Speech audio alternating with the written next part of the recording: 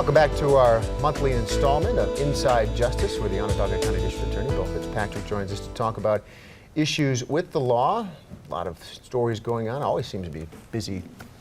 No shortage of topics. Let's put it that way. That's true. To talk about. Let's start out with what you were in Albany, and you were joined in really in what seems to be a fairly unusual occurrence, where all the district attorneys were invited to Albany to sit down with the governor to talk about political corruption. Now, why all the DAs? What can you do about this on a local level? Well, unfortunately, there's a couple of loopholes in the law. If you were, let's say, an assembly person or a senator, and I were to come and bribe you, I haven't committed a crime until you actually accept the bribe and then make some affirmative step to effectuate whatever it is I'm bribing you about. I mean, that's absurd. It is absurd. That person, clearly.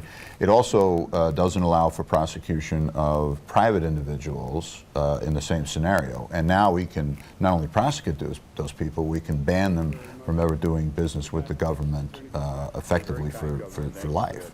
And there's a couple of other things in there. For example, if you knew about a bribe situation that was going on or public corruption that was going on and you didn't report that, you haven't done anything wrong under state law. So the governor's proposal eliminates those loopholes, and most of these crimes are prosecuted by federal authorities, which is fine, but these are crimes against the state, and the 62 of us feel that we should be at least participants in that. I'll probably never use the law because we have a very decent crop of individuals in central New York. Well, that's what I was going to actually ask you. It seems like most of these cases that are controversial of this corruption are downstate guys. I guess it's easy to say from upstate, but that's true, isn't it? Almost 95% of them are from New York City. That's absolutely true. And from one particular party as well. That's just a fact. And people don't like to mention that, but it's true.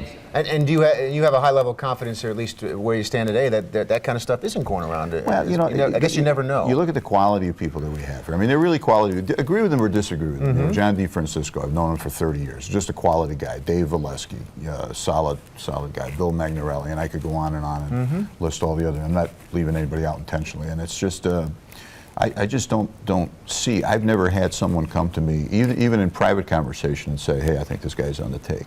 Yeah, well, that's good news. It's good reassurance, actually. Let's talk about Stacy Castor is back in the news this week, and you were in a hearing at court. What was that all about with Judge Fahey?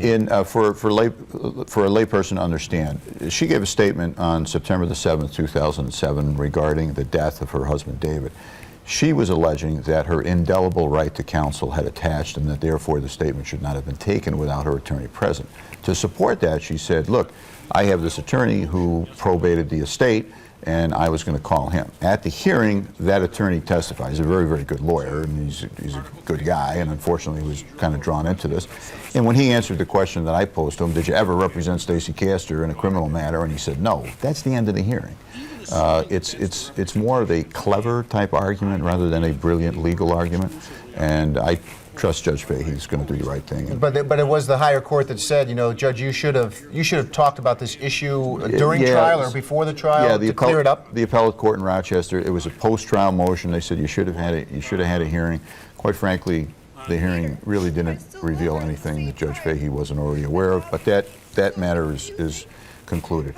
Is there any chance that she ever gets prosecuted in Cuba County for the first time? Well, there's a chance of that, but I've talked to John Boodleman, and believe me, John is not a shrinking violet. If John gets his teeth in something, you're in a lot of trouble. But John understands that now that her conviction's been affirmed, there's no legal way that she can get out of jail before she's in her 90s. And the most important thing is that Mike Wallace's two daughters, who are very, very close to me, Ashley and Bree, they're satisfied. They don't want to go through this again. And that weighed very heavily in John's decision not to pursue the criminal case there. Yeah, even though she said anti-free instead of antifreeze. Right. That was memorable. Right. That was clearly memorable. Yeah, I didn't drink any water. I don't know if she was represented by the attorney at the time or not, but I know that was memorable for sure. We're going to talk more with the DA when we come back in just a moment. A couple of other topics as our Inside Justice comment time continues.